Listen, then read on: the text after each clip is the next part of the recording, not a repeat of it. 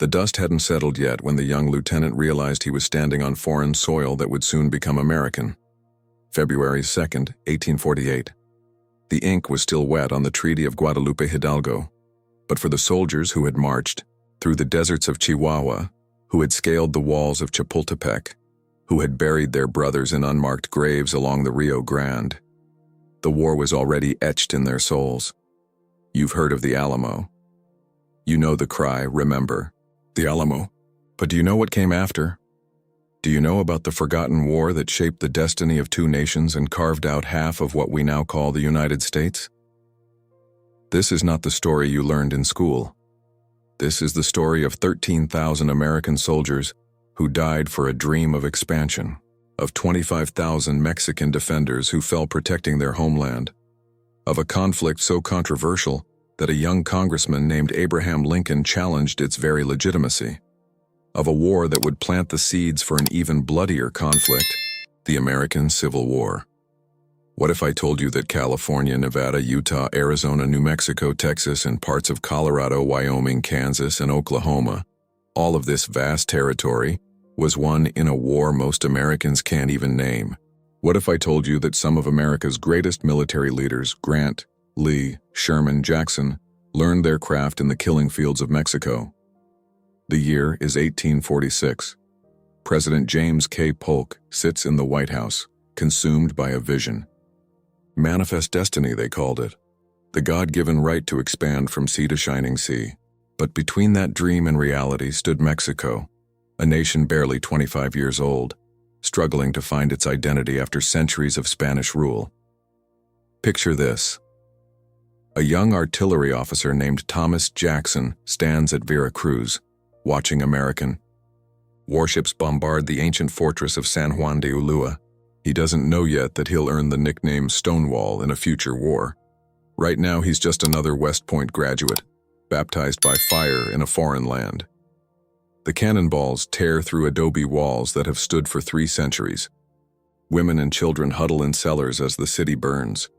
This is how empires are born, in smoke and screams and the dreams of ambitious men. You might wonder why this war remains hidden in the shadows of American memory. Perhaps because it's harder to celebrate a war of conquest than a war of independence.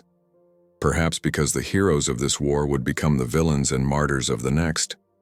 Or perhaps because some stories are too complex for simple narratives, of good and evil. But the men who fought it, American and Mexican alike, they deserve to have their story told. They deserve more than silence. They deserve the truth. April 25th, 1846. The first blood spills along the Rio Grande. Captain Seth Thornton leads 70 American dragoons on a reconnaissance mission. They ride straight into an ambush. 16 Americans fall. The rest surrender. When word reaches President Polk, he declares that Mexico has invaded our territory and shed American blood upon American soil. But here's what they don't tell you, that soil was disputed. Mexico claimed the border was at the Nueces River, not the Rio Grande.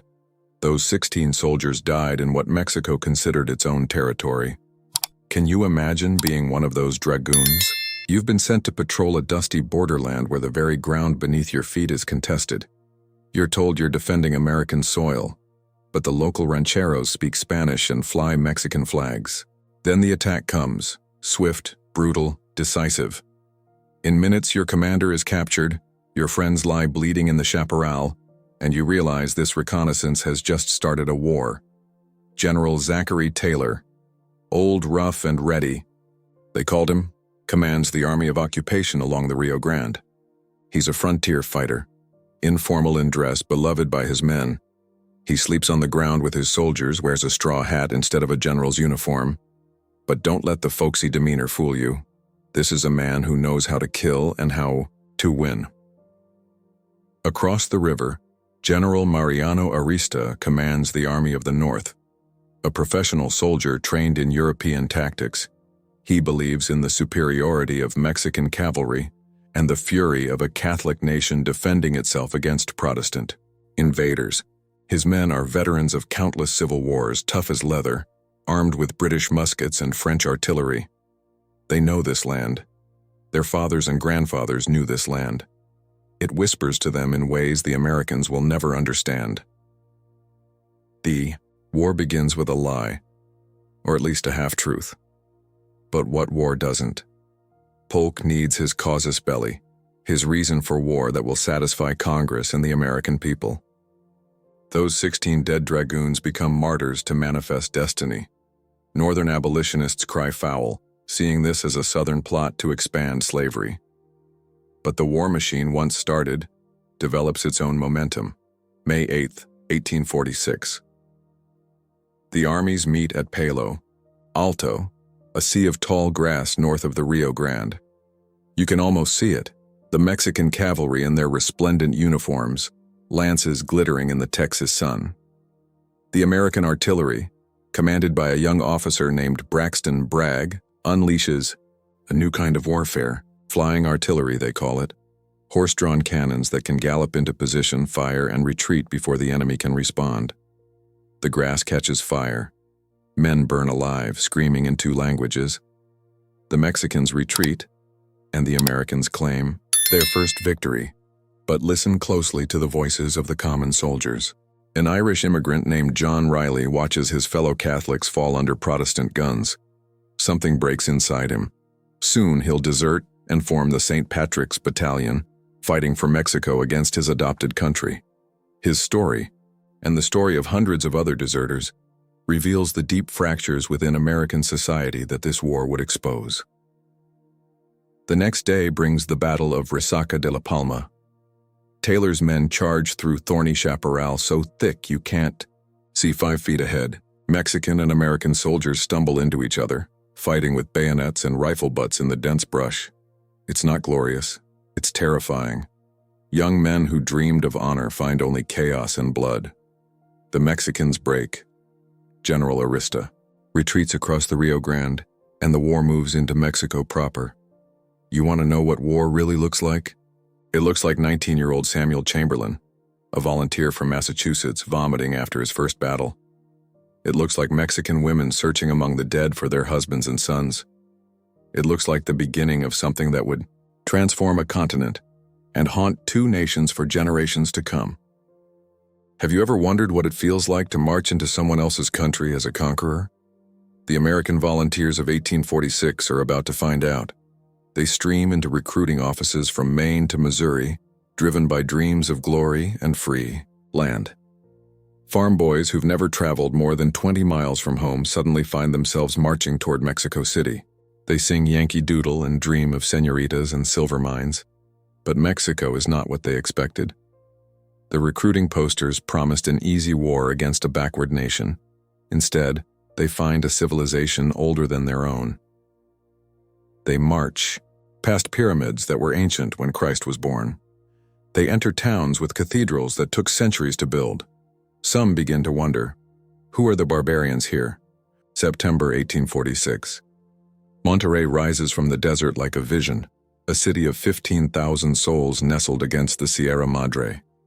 General Pedro de Ampudia has turned it into a fortress. Every flat roof becomes a fighting position. Every church becomes a stronghold.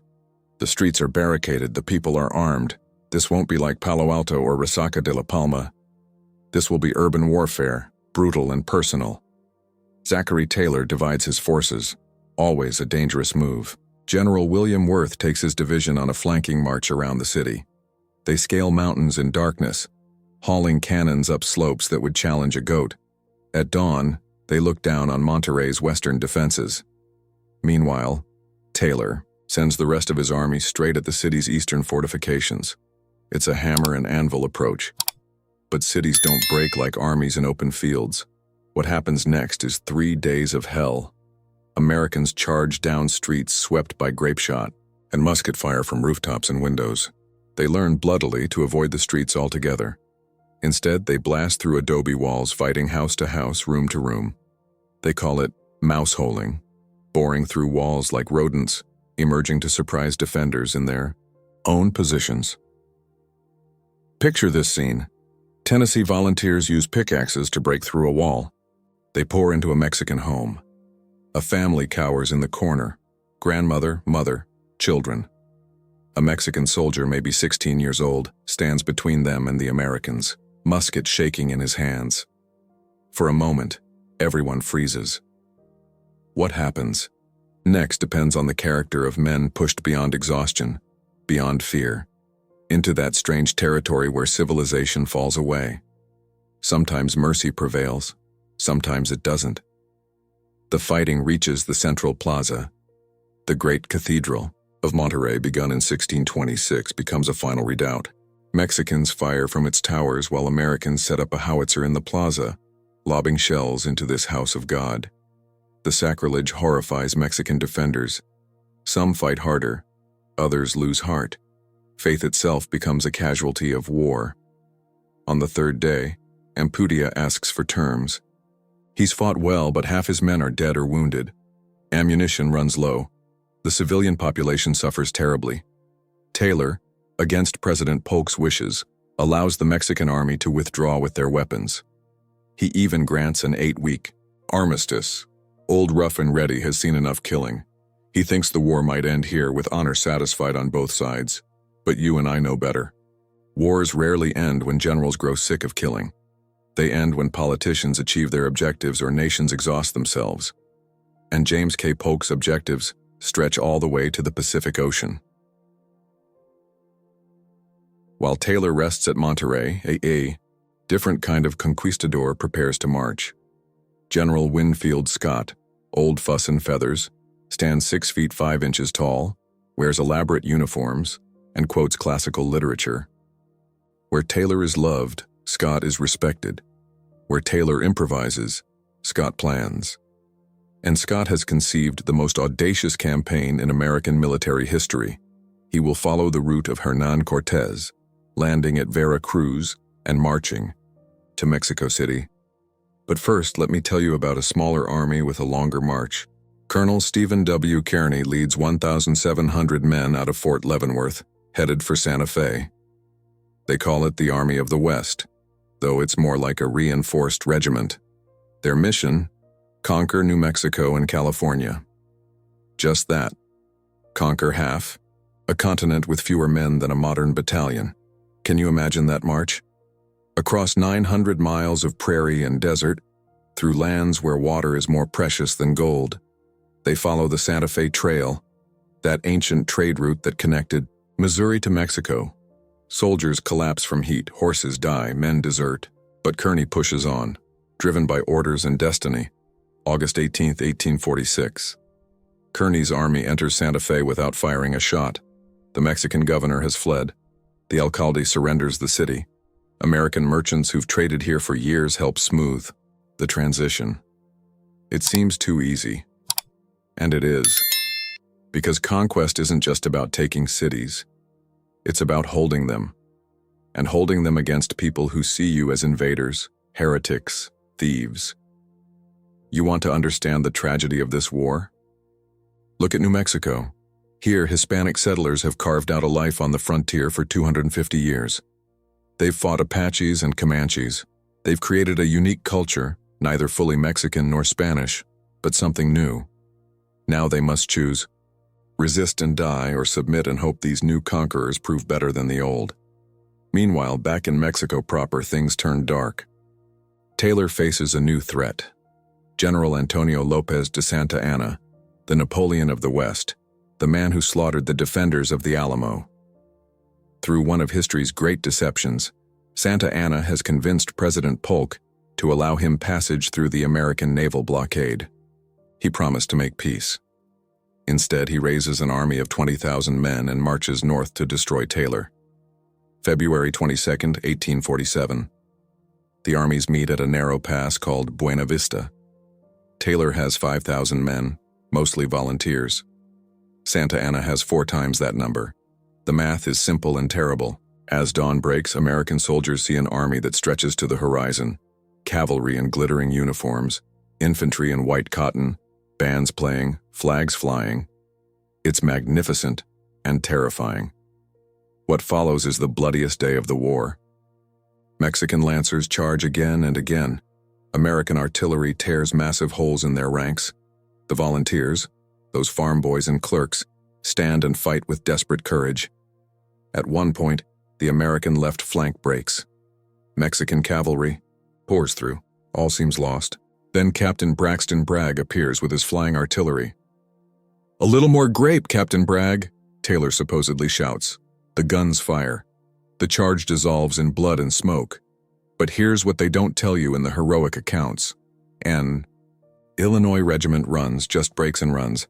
Their colonel tries to stop them, threatens to shoot them, they keep running. Later many will reform and fight bravely. But in that moment, they're just terrified young men who want to live. There's no shame in it. Fear is the most human emotion of all.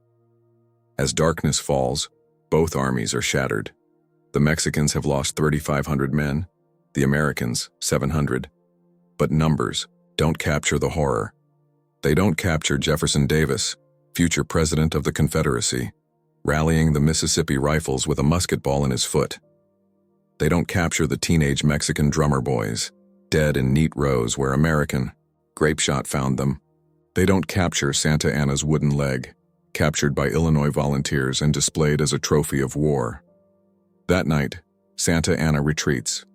Taylor has won his greatest victory, but the war is far from over.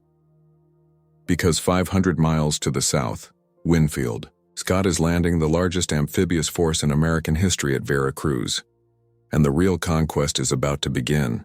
March 9th, 1847. You stand on the deck of a transport ship watching the fortress of San Juan de Ulua rise from the Gulf of Mexico. It's called the Gibraltar of America, and you're about to find out why. Winfield Scott has assembled 12,000 men and 200 ships for the first major amphibious assault in American history. Among the junior officers preparing surf boats for the landing are names that will echo through history: Robert E. Lee, Ulysses S. Grant, George McClellan, P.G.T. Beauregard, future enemies learning their craft together. The landing is unopposed. The Mexicans have decided to defend the city, not the beaches. But as American soldiers establish their beachhead, they face a new enemy: disease. Yellow fever, vomito negro, stalks the coastal lowlands. Scott knows he must take Veracruz quickly and march inland before the fever season begins in earnest. Time becomes as deadly an enemy as Mexican bullets. Can you picture the siege that follows? American batteries slowly encircle the city. Robert E. Lee, the engineer, places the guns with mathematical precision. For 20 days, shells rain down on Veracruz. The beautiful colonial city, founded by Cortés himself, crumbles under modern American artillery. Civilians huddle in churches praying for deliverance. Foreign consuls plead for mercy for the women and children. Scott refuses. War is cruelty, and you cannot refine it. Inside the city, death comes in many forms. Shells crash through roofs, turning homes into tombs. Starvation weakens the defenders. Disease spreads in the crowded shelters. A Mexican woman named Maria Josefa writes in her diary, "The Americans fight not like Christians, but like demons. They show no respect for God or his houses." Her church takes a direct hit during Mass. 30 civilians die, their blood mixing with communion wine on the altar steps. March 29, 1847. Veracruz surrenders. The Americans have lost 80 men. The Mexicans, military and civilian combined, have lost over 1,000. Scott immediately begins his march inland, racing against yellow fever in Santa Anna, who waits in the mountains with a reformed army. The road to Mexico City climbs from tropical lowlands through mountain passes that pierce the sky. At a place called Cerro Gordo, Santa Anna has prepared his trap. The pass seems impregnable, steep cliffs on both sides, the road commanded by Mexican artillery. A frontal assault would be suicide. But Scott has something Santa Anna doesn't. Expect engineers who can find the impossible path. Captain Lee discovers a mountain trail that flanks the Mexican position. It's barely a goat path, winding through ravines and up cliff faces. On the night of April 17th, American soldiers begin one of the most remarkable movements in military history. They haul cannons up mountainsides by rope and muscle.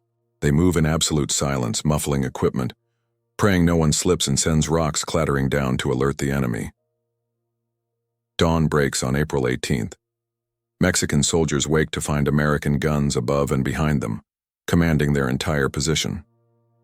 The impossible has happened. Panic spreads through Mexican ranks. Santa Anna himself barely escapes, leaving behind his wooden leg, another one, and $18,000 in silver. The road to Mexico City lies open. But what does victory mean when you're marching deeper into enemy territory with every step? Grant, then a young lieutenant, writes home, "We are in the enemy's country, with a large army opposed to us, and every inhabitant our enemy. Every town they pass could hide guerrillas. Every meal could be poisoned. Every smiling face could mask murderous intent. You want to know the price of conquest? It's measured not just in battles won, but in souls corroded." American volunteers, brutalized by war and far from home, begin to commit atrocities. They burn villages suspected of harboring guerrillas. They rob and rape. Scott institutes harsh discipline, hanging American soldiers who commit crimes against civilians. But discipline can only do so much when men have been taught to see the enemy as less than human. The march from Veracruz to Mexico City covers 250 miles and climbs 7,000 feet. Think about that. You're carrying 40 pounds of equipment, wearing wool uniforms in alternating tropical heat and mountain cold. You're subsisting on hardtack and whatever you can forage. Dysentery ravages the ranks. Men fall out of line and are never seen again. Whether from disease, desertion, or guerrilla knives, no one knows. But something else marches with Scott's army. Something that will change warfare forever. Journalists. For the first time in American history, reporters accompany the army, sending dispatches back to hungry newspapers. The Mexican War becomes America's first media war. Young George Wilkins Kendall of the New Orleans Picayune rides with the cavalry, dodging bullets to get his stories. The American public devours accounts of exotic Mexico, brave soldiers, and manifest destiny fulfilled. What these reporters don't always report are the contradictions tearing at the American army. Remember those Irish deserters I mentioned? The St. Patrick's Battalion now numbers over 200 men. Irish Catholics who've chosen to fight for Catholic Mexico against Protestant America. They fight with desperate courage, knowing capture means the noose. Their green banner, emblazoned with Irish harps and Mexican eagles, flies at every major battle. August 1847. Scott's army approaches Mexico City, but the capital is protected by a series of fortified positions. At Contreras and Churubusco, massive battles rage. American soldiers wade through cornfields that come alive with Mexican musket fire. They storm convents turned into fortresses. At Churubusco, the San Patricios make their stand, fighting until their ammunition runs out, then fighting with bayonets and fists. They're finally overwhelmed. Dozens are captured. Their fate will haunt both armies. Can you imagine the scene in Mexico City as Scott approaches? A city of 200,000 souls, the jewel of Spanish America, prepares for siege. Santa Anna rallies every man who can hold a musket. Military cadets, some as young as 13, prepare to defend their academy at Chapultepec Castle. Women melt down church bells to make bullets. Even the leperos, the city's despised underclass, take up arms to defend their homeland. September 8, 1847. The Battle of Molino del Rey. Scott believes this complex of buildings holds a cannon foundry. He orders what should be a limited assault. It becomes a bloodbath. American troops charge across open ground into concentrated Mexican fire. The 11th Infantry Regiment loses a third of its men in minutes. Major George Wright leads his battalion into the complex and finds himself trapped in a maze of rooms and courtyards, each one a killing ground. The fighting degenerates into hand-to-hand combat of incredible savagery. Soldiers club each other with rifle butts. Officers duel with swords. In one courtyard, American and Mexican soldiers are found dead, their bayonets piercing each other, locked in mutual annihilation. When it's over, Scott has won the buildings, which contain no foundry, just supplies. The Americans have lost 800 men for almost nothing. You know what breaks armies? Not just defeat, but the senselessness of sacrifice. The survivors of Molino del Rey look at their general differently now. They still follow orders, but something has changed. They've learned what every soldier eventually learns. that generals gamble with other men's lives, and sometimes they guess wrong. 5 days later comes Chapultepec, the castle on the hill that guards the western approaches to Mexico City. This time, Scott can't be wrong. This is the key to the capital. The castle houses Mexico's military academy, and its cadets, Los Niños Heroes, the boy heroes, have sworn to defend it to the death. September 13th, 1847. Dawn. American artillery opens on Chapultepec, turning ancient walls to rubble. Then comes the assault. Soldiers carry scaling ladders across minefields and through murderous fire. They reach the walls. Ladders go up. Men climb. Mexican cadets, some barely in their teens, fight with the fury of those defending not just a position, but an ideal. Here's a moment that defines the tragedy of war. Juan Escutia, a cadet perhaps 17 years old, sees the Mexican flag about to fall into American hands. He wraps it around himself and leaps from the castle walls, choosing death over dishonor. Legend or truth? Does it matter? 6 cadets die defending Chapultepec. The youngest is 13. In Mexico, they're remembered as martyrs. In America, they're forgotten. An uncomfortable reminder that our manifest destiny was paid for with children's blood. The gates of Mexico City lie open. September 14th, 1847. Winfield Scott rides at the head of his army into the Grand Plaza, the heart of the Aztec Empire, the center of New Spain, now the prize of American conquest. His uniform is immaculate despite months of campaigning. He wants to look like a conqueror. But as his men march through empty streets past shuttered windows and barricaded doors, they feel less like conquerors than targets. The Mexican government has fled. Santa Anna has resigned and disappeared into the countryside. But the people remain, 200,000 souls who watch from behind curtains as their city falls to foreign troops. Some American soldiers expect gratitude. Haven't they liberated Mexico from military despots? Instead, they find sullen hatred and occasional violence. Snipers fire from rooftops. Soldiers who stray from their units disappear. The conquest is complete, but the occupation has just begun. You want to understand occupation? Picture Private John Henderson from Ohio, standing guard at a street corner in Mexico City.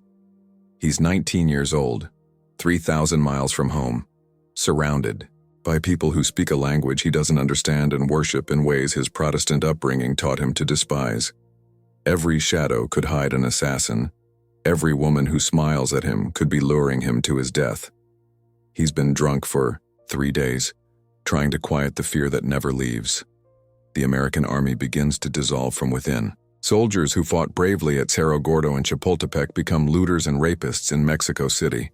Scott institutes martial law, but he commands barely 8,000 effective troops in a hostile city of 200,000. The math of occupation never works. You can take a city with violence, but you can't hold it with violence alone. Meanwhile, 50 captured members of the St. Patrick's Battalion await execution. Scott has commuted some sentences, but 30 men will hang. On September 10th, at the precise moment the American flag rises over Chapultepec, the scaffolds drop. The San Patricios die watching their former comrades raise the stars and stripes over Mexican soil. It's meant as justice. It feels like cruelty. Some of the condemned men have to be whipped to make them stand on the scaffolds. They've already been branded with D for deserter, their wounds still fresh. But let me tell you about a different kind of soldier.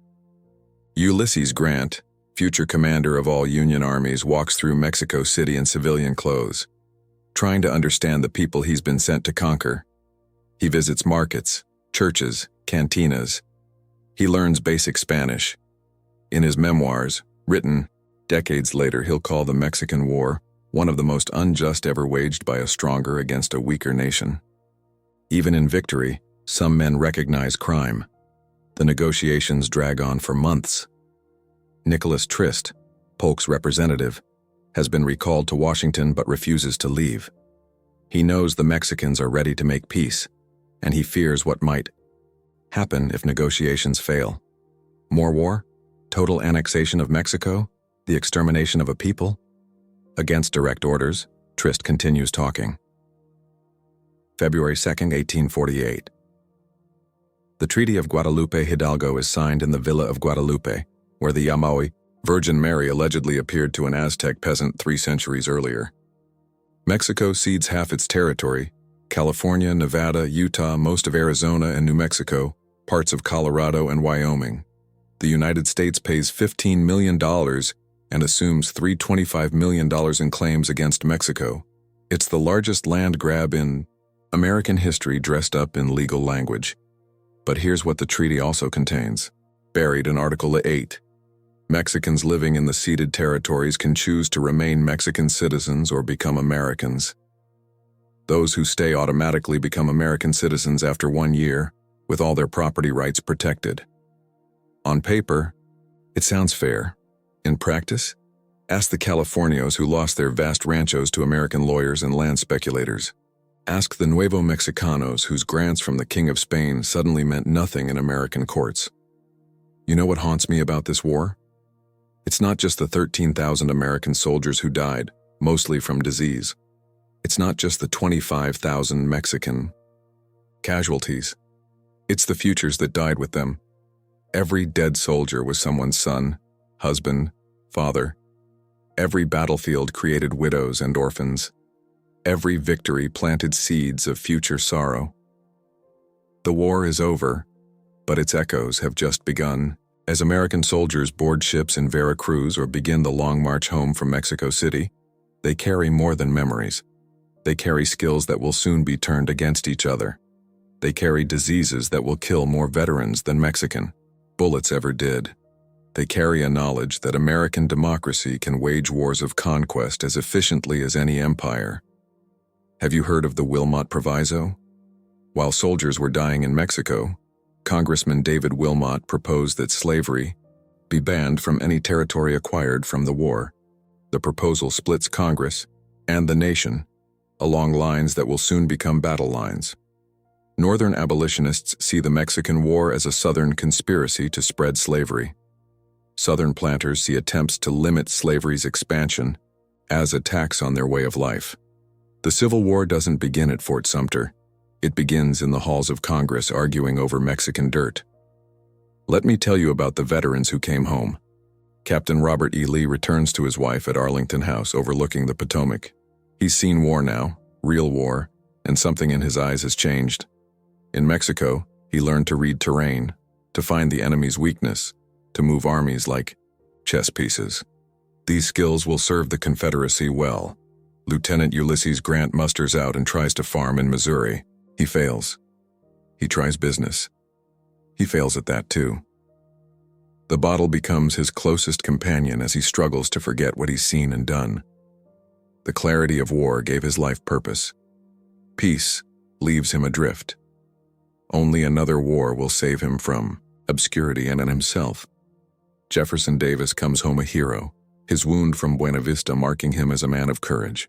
Mississippi sends him to the Senate, where he becomes the South's leading advocate for territorial expansion and slavery's protection. The Mexican War has made him a statesman. The next war will make him a president of a rebellious nation. But what about the common soldiers? They scatter across a continent that's suddenly 500,000 square miles larger. Some head for California, where gold is discovered at Sutter's Mill just 9 days before the treaty signing. The gold rush might never have happened without the Mexican War. California would still be Mexican territory, its gold enriching Mexico City rather than San Francisco. Others settle in the conquered territories, becoming the first wave of Anglo settlers in a Hispanic world. They intermarry, learn Spanish, adopt Mexican customs. Within a generation, some can't remember which side their fathers fought on. War's boundaries blur when people decide to live together rather than die apart. You want to know the war's strangest legacy? The camels. Yes, camels. Jefferson Davis, as Secretary of War in the 1850s, imports camels for the U.S. Army, inspired by desert warfare in Mexico. The Camel Corps travels the Southwest, a bizarre reminder that the Mexican War has turned America into an empire with deserts to patrol. The experiment fails.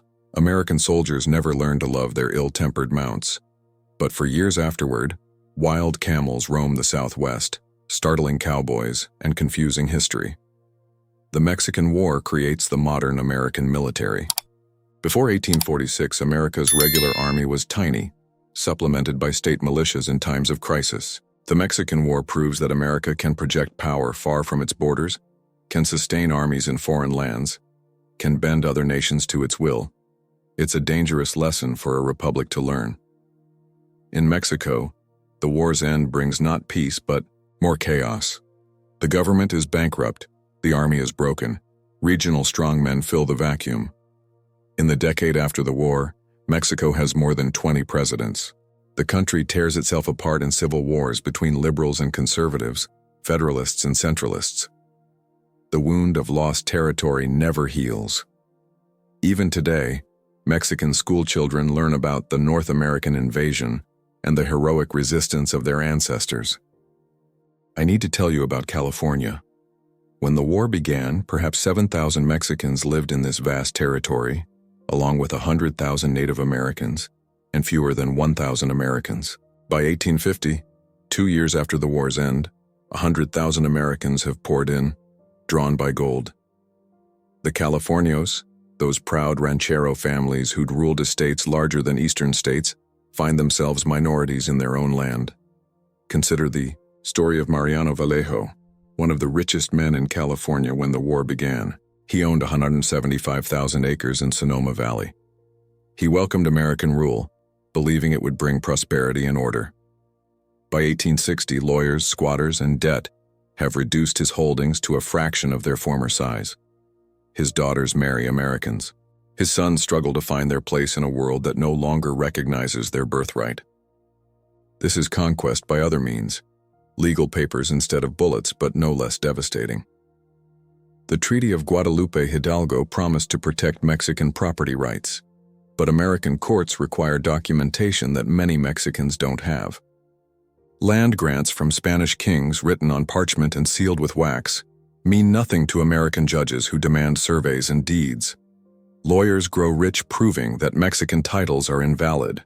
Within a generation, 90% of Mexican-owned land in California passes to American hands. You know what breaks my heart? The vaqueros. These Mexican cowboys taught Americans how to work cattle on the open range. They invented the lasso, the rodeo, the whole culture of the American cowboy. But in Hollywood movies, cowboys are always white, speaking English with a drawl. The real cowboys, the ones who created the tradition, are written out of their own story. In New Mexico, the transition is different but no less traumatic. Here, Hispanic settlers have deeper roots, greater numbers. They resist Americanization more successfully, but they also face new pressures.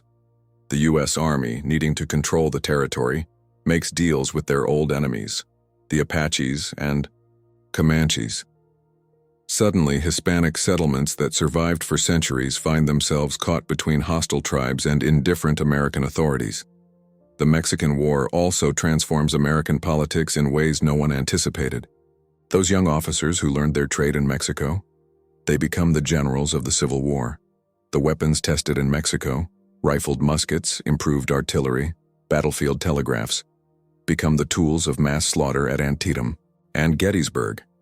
The experience of conquering a foreign capital emboldens both sides to believe in total victory. Here's a truth that haunts both nations. Wars of conquest poison the conqueror as much as the conquered. America gains vast territories but loses something of its republican soul. The idea that might makes right, that destiny justifies destruction, takes root. When Southern states secede in 1861, they use the same language of destiny and rights that justified the Mexican War. When Lincoln seeks to preserve the Union by force, he uses armies trained in Mexico and generals who learned there that war's logic leads to total victory or total defeat. In Mexico, the war's trauma manifests differently. The loss of territory becomes a psychic wound that never heals. Poor Mexico, goes the saying, so far from God and so close to the United States.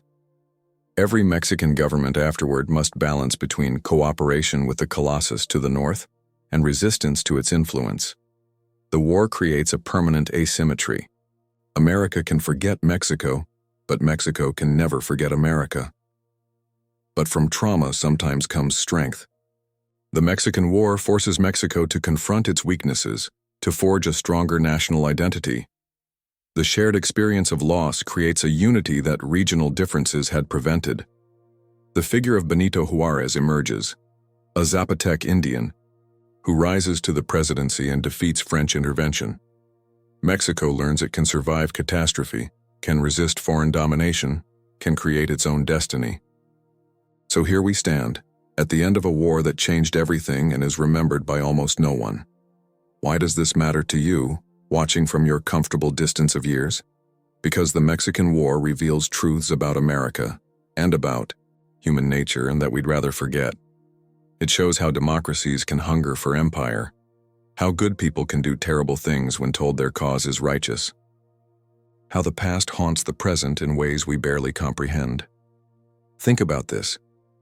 Every time you see the border wall debates, you're watching the unfinished business of 1848. Every immigration argument echoes with the ghosts of Guadalupe Hidalgo. Those Mexicans who suddenly found themselves in America without moving an inch, their descendants are still here, still fighting for recognition, still hearing, "Go back where you came from," in the land where their families have lived for centuries. The war gave America its continental destiny, but also its continental divide. The territories taken from Mexico became the battleground for America's soul. Free soil or slave soil? The question that started the Civil War was asked first about Mexican land. The Compromise of 1850, the Kansas-Nebraska Act, Bleeding Kansas. All these crises flowed directly from the Mexican Cession. We gained an empire and lost our unity. You want to know the most tragic irony? Many of the same men who conquered Mexico would die trying to conquer or defend Richmond. Lee, who found the paths through Mexican mountains, would send Pickett's men to slaughter at Gettysburg. Grant, who learned in Mexico City that determined assault could break any defense, would pile bodies at Cold Harbor, learning that lesson no longer applied. The Mexican War taught Americans they were invincible. The Civil War taught them they were mortal. But let's speak of individual moments because that's where truth lives. In 1870, Ulysses Grant, now president, meets with Mexican diplomats. The conversation turns inevitably to the old war. Grant, the conqueror, says quietly, "I do not think there was ever a more wicked war than that waged by the United States on Mexico. I thought so at the time when I was a youngster, only I had not moral courage enough to resign." The room falls silent. Even in triumph, conscience speaks. Or consider this scene. In Los Angeles, 1890, an old vaquero teaches a young Anglo boy to rope cattle. The boy doesn't know that the vaquero once owned the land they're working. The vaquero doesn't tell him. He just passes on the skills, the traditions, the knowledge that make survival possible in this hard land. Conquest and resistance, oppression and resilience, all braided together like the riata in his weathered hands. The Mexican War created modern America, not just its borders but its character. It proved America could project power globally, could impose its will on weaker nations, could dress conquest in the language of liberation. Every foreign intervention since, from the Philippines to Iraq, echoes with the precedents set in 1846. When American leaders speak of spreading democracy at gunpoint, they're following a script written in the halls of Moctezuma. Yet from this war also came voices of dissent that still guide our conscience. Henry David Thoreau went to jail rather than pay taxes to support the war, writing Civil Disobedience.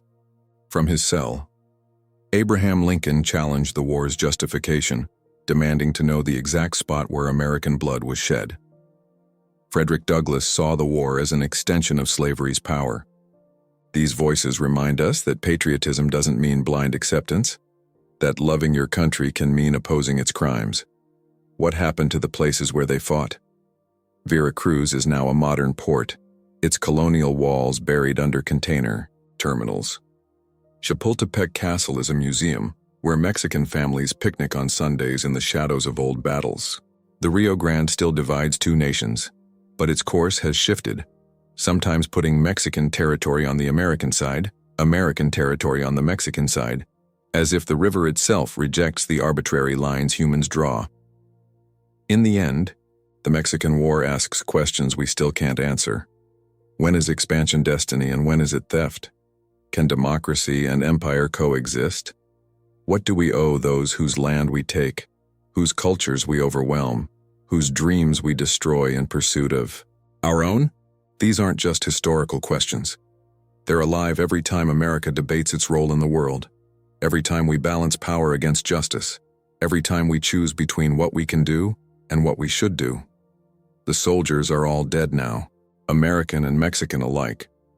But their ghosts march still through our politics, our borders, our conflicted hearts. They remind us that every war, no matter how forgotten, leaves scars that generations inherit. That every victory carries the seeds of future defeat. That every empire, no matter how powerful, eventually faces the judgment of history. So remember them. Not just the generals whose names grace army posts, but the common soldiers who died for causes they barely understood. Remember the San Patricios who chose conscience over country. Remember the boy heroes who chose death over dishonor. Remember the widows and orphans, American and Mexican, who paid the longest price for the shortest war.